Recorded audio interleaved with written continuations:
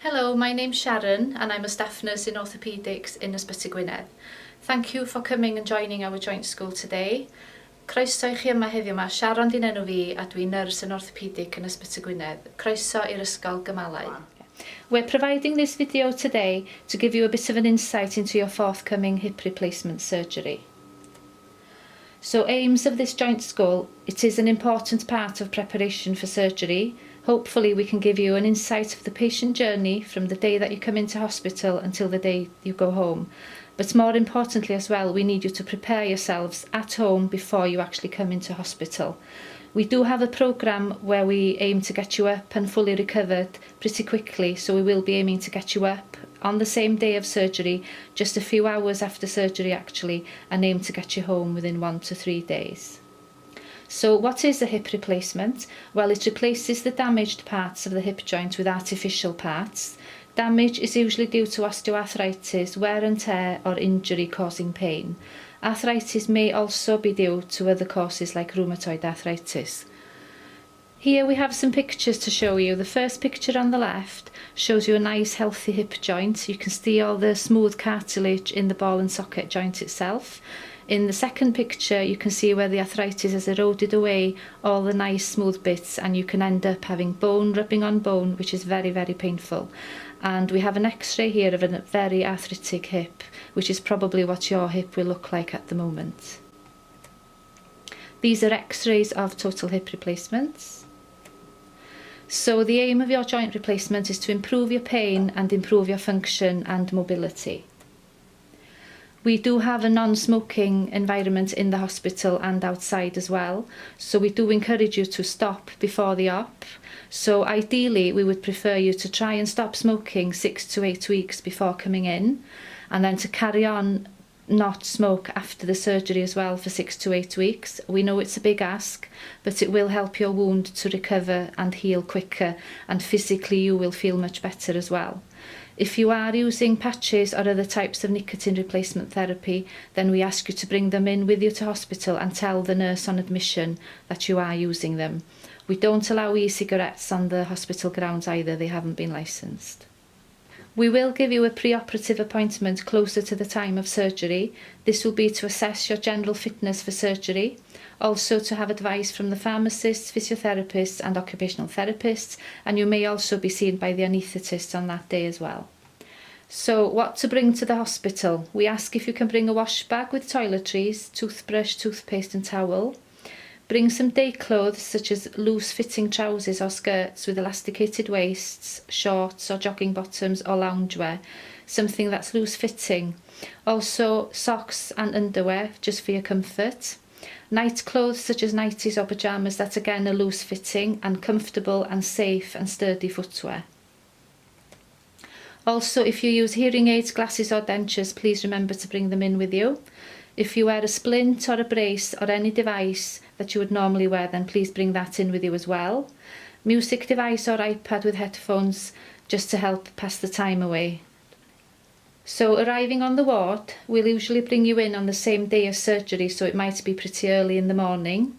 We will give you a pre-op phone call the night before, just to make sure that you're aware of your medication, whether you should miss something or take more of something, and we'll give you fasting instructions as well, when to stop eating and when to stop drinking.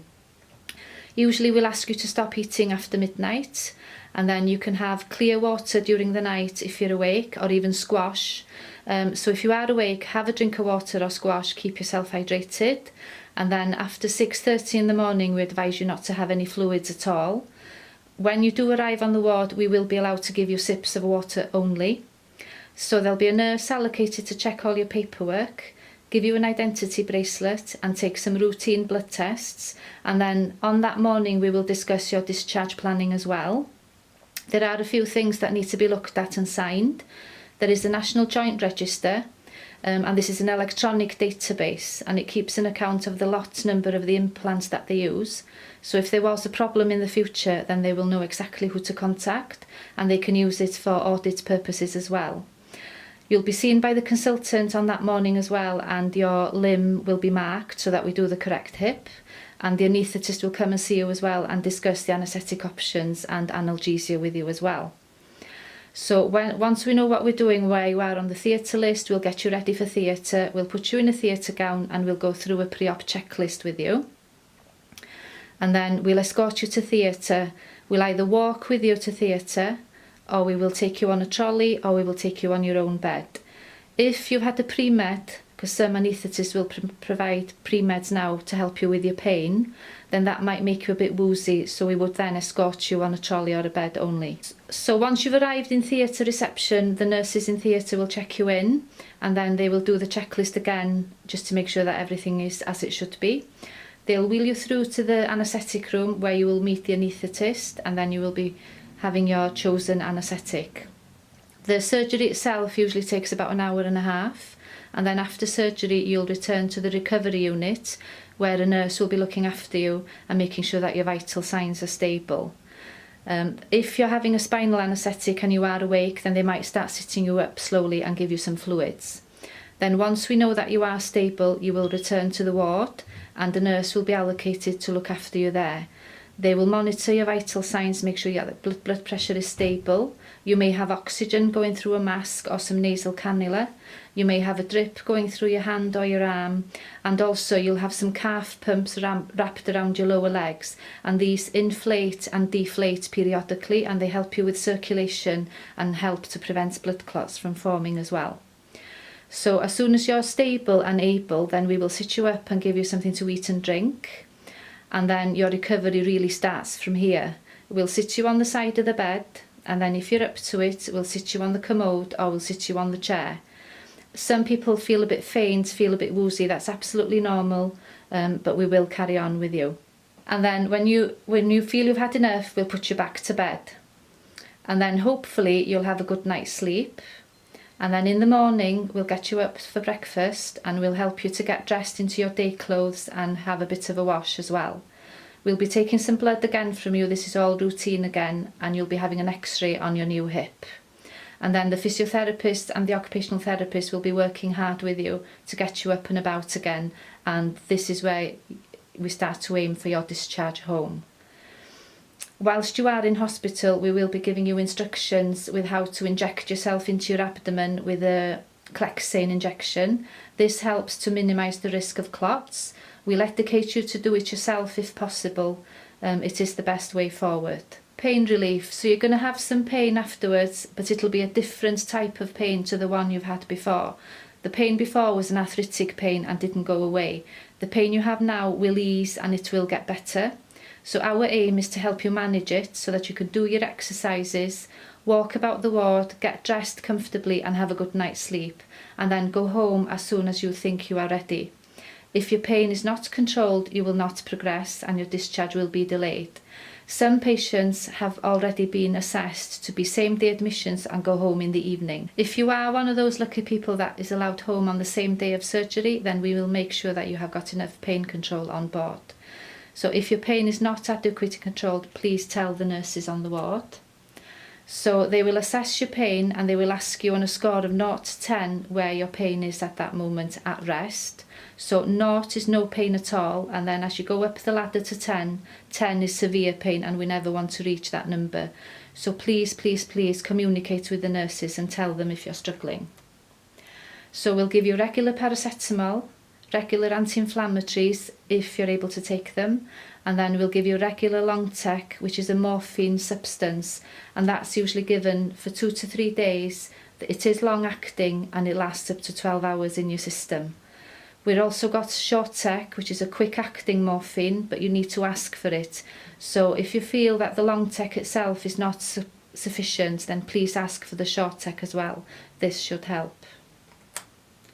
Antibiotics are given to prevent infection. We'll give you anti-sickness drugs just to help with the nausea. Also, there's a medication called omeprazole, which if you are taking the non-steroidals, we will be giving you this as well, just to protect your stomach lining. Laxatives are given to prevent constipation. If you are taking the morphines and then when you do go home, you could very well be on them for longer than the 3 days, so please make sure that you take the laxatives as well. Heparin or Clexane is the injection in your abdomen to prevent the blood clots. So your wound following a total hip replacement. So when you come back from theatre, you'll have a nice dry dressing on your hip, and the skin is usually closed with clips or sutures. We tend to leave the dressing intact for up to 14 days. We will ask you not to remove it, but if you find there is a problem, then please go and see your practice nurse at the GP surgery. When the clips are due out at 14 days, you also need to make an appointment for them to take the clips out. You need to keep the skin dry and clean and covered. Preparing for discharge, plan your post-op discharge support before you come into hospital. Have you arranged your own transport home? Consider if you may need help to prepare meals, shopping, laying a fire or helping with the laundry. Make a plan and stick to it. Like any major operation, complications can occur. Your surgeon would have discussed with you about the risks of specific complications, and the following are some of the general complications which can occur in the first few weeks.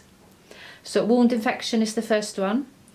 So after you've gone home, if you notice any problems with your dressing, any pus coming through, any bad smells, any pain that's a different type of pain to the one you've experienced before, or any redness around the actual wound itself, then you do need to alert the ward staff about this, and we will give you the contact number on the day that you leave hospital.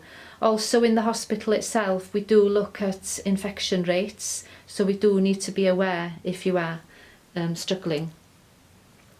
And then the next one is a deep vein thrombosis, and this is a clot in your lower leg. So after you've gone home, if you notice any swelling in your lower leg or in the calf, any pain in the calf muscle itself or discomfort at all in the lower leg, then you do need to alert your GP, and they will make a telephone referral to the thrombosis nurses in clinic in Anaesthetic Gwynedd, and they will see you pretty quickly. There will be some natural swelling in your leg anyway, so please don't worry just with generalised swelling. We will advise you to keep on moving and keeping on doing your exercises, but it is a good idea in the afternoons maybe to elevate your leg, have a rest on the bed for an hour, have a sleep, just to give your body time to recover as well, and it will help to reduce the swelling. The other complication is a pulmonary embolism, and this is a clot on the lung. Obviously this is much more serious, so any sudden onset of severe breathlessness, chest pain or chest discomfort or tightness, then you do need to alert somebody pretty quickly. It is life-threatening and it does need immediate response. So if you're on your own, try and get somebody's attention. If you're not, get somebody to ring 999 on your behalf. And finally, prepare your home so that it's safe for you to return to. Practice your exercises before you come in and arrange any support you may need after discharge. So hope to see you very soon. Good luck and thank you for listening. So gobeithio gweld chi no fuan. Pob lwc i chi a diolch am wrando.